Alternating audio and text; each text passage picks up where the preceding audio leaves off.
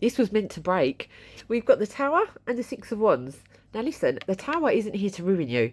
It's here to remove what was never stable in the first place. So you can expect something to shake, something to crack, something that you thought was solid isn't. But right behind it here, we've got the Six of Wands. Now this is about victory, recognition, a public win even, coming out the other side stronger, clearer and more certain. Message here today, what just shifted isn't your downfall. It's the collapse of something that couldn't carry you where you're going. You don't rebuild smaller, you rebuild properly. And this time, you win. Drop the word rebuild to claim this energy today.